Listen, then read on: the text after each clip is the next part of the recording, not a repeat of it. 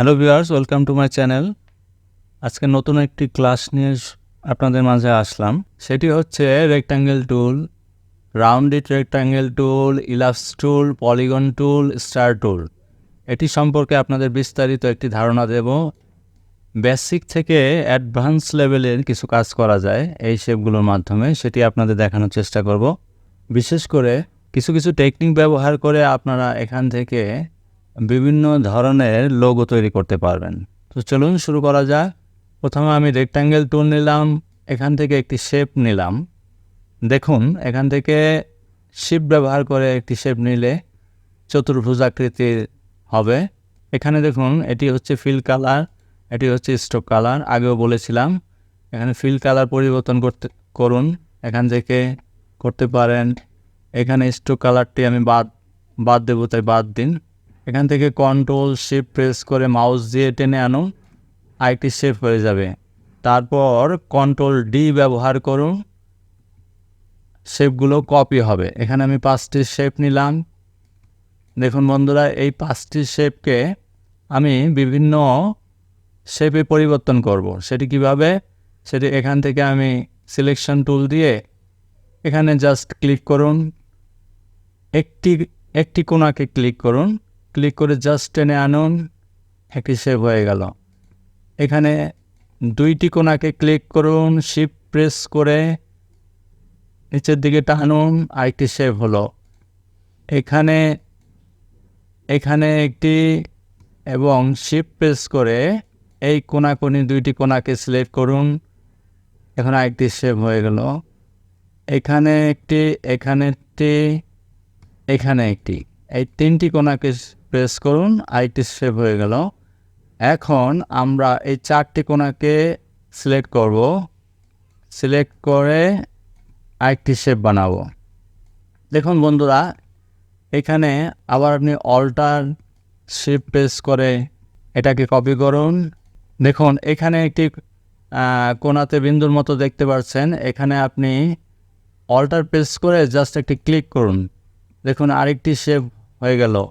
এখানে আপনি alter press করে আরেকটি ক্লিক করুন, আরেকটি শেপ হলো। এখন এখানে আপনি টেনে আনুন, আরেকটি শেপ হয়ে গেল। এখানে আপনি অল্টার প্রেস করুন, আরেকটি শেপ হয়ে গেল। এখানে আপনি অল্টার প্রেস করে ক্লিক করুন, আরেকটি শেপ হবে। এখন এখানে আপনি অল্টার প্রেস করে মাঝখানে ক্লিক করুন, আরেক ধরনের শেপ তৈরি হয়ে যাবে। এটাকে জাস্ট কপি করে নিয়ে আসুন এবং সিলেকশন টুলে যান। এখানে জাস্ট একবার ক্লিক করছেন, আরেকবার ক্লিক করুন। এখানে একবার ক্লিক করছেন, আবার ক্লিক করুন। আপনি অল্টার ব্যবহার করতে হবে, অল্টার কি ধরে। এখানে একবার ক্লিক করছেন, আবার করুন। এখানে একবার করছেন, আবার করুন।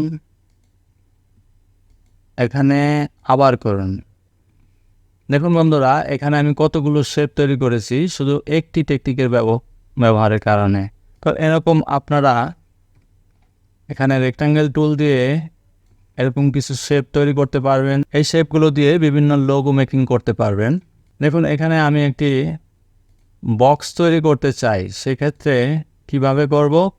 দেখুন, এটাকে অল্টার শিফট প্রেস করে আরেকটি কপি করুন, এটাকে অল্টার শিফট প্রেস করে উপরে নিয়ে যান, আরেকটি কপি করুন।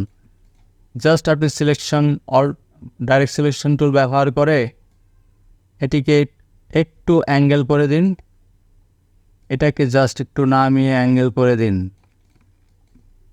এখন এটি আপনার নিখুঁত করতে চাইলে এগুলো অবশ্যই বড় করে জুম করে করবেন। দেখুন, এখানে একটি বক্সের মতো তৈরি হয়ে গেল। এখন এটাকে জাস্ট কপি করুন, কপি করে এটাকে ছোট করে দিন, একটি ছোট বক্সের মতো হয়ে গেল। এটিকে জাস্ট উপরে বসিয়ে দিন। দেখুন, এটি আরেকটি বক্সের মতো আকার দিয়ে দিল। জাস্ট এভাবে আমি জাস্ট বোঝালাম যে এটি দিয়ে অনেক রকমের কাজ করতে পারবেন।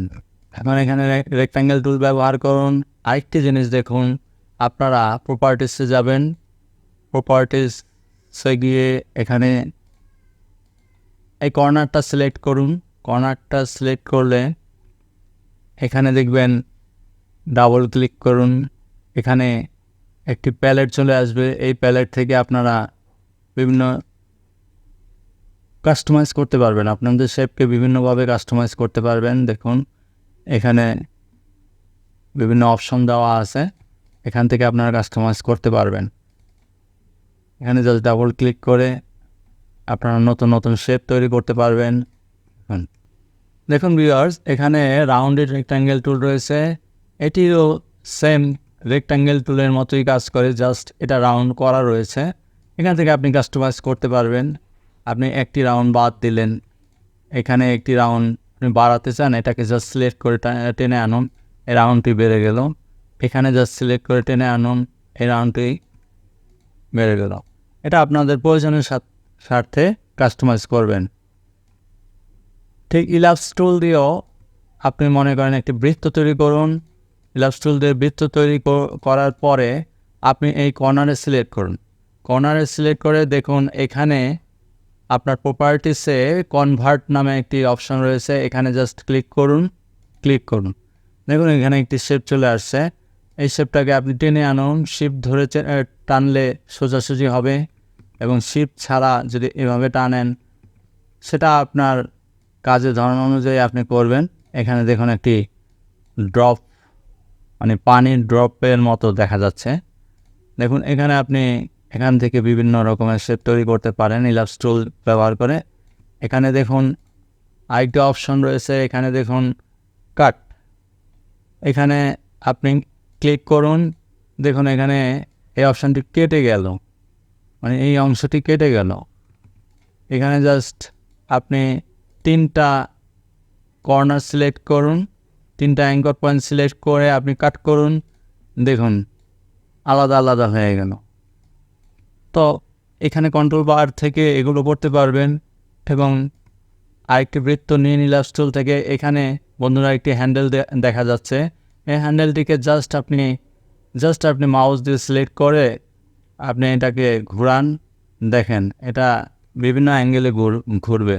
আপনি চাচ্ছেন যে এটাকে 45% বাদ দিতে, তো 45% বাদ দিয়ে একটি বৃত্ত শেপ তৈরি হলো। আপনি চাচ্ছেন একটি অর্ধবৃত্ত করতে, তো এখান থেকে আপনি টেনে আনুন, জাস্ট দেখুন বৃত্তটি অর্ধেক হয়ে গেছে। তো এভাবে বন্ধুরা আপনারা বিভিন্ন লোগো মেকিংয়ের কাজে এই শেপগুলো দিয়ে কাজ করতে পারেন। এখন পলিগন টুলও ঠিক একই রকম। এখানে দেখুন পলিগন টুলে এখানে কতগুলি তৈরি হয়ে গেছে, এটা ডেফল্ট রয়েছে। এখান থেকে আপনি বাড়াতে চাইলে জাস্ট ক্লিক করবেন, এখানে 6 রয়েছে সাইজ, এখানে আপনি 15 করে দিন, 15 হয়ে গেল। এখানে জাস্ট পলিগনে আবার যান, আপনি একটু টেনে আনুন, আপনারা অ্যারো কির মাধ্যমে এটাকে বাড়াতে কমাতে পারেন। দেখুন আমি যখন ডাউন অ্যারো চাপছি তখন দেখুন একটি ত্রিভুজের মতো হয়ে গেছে।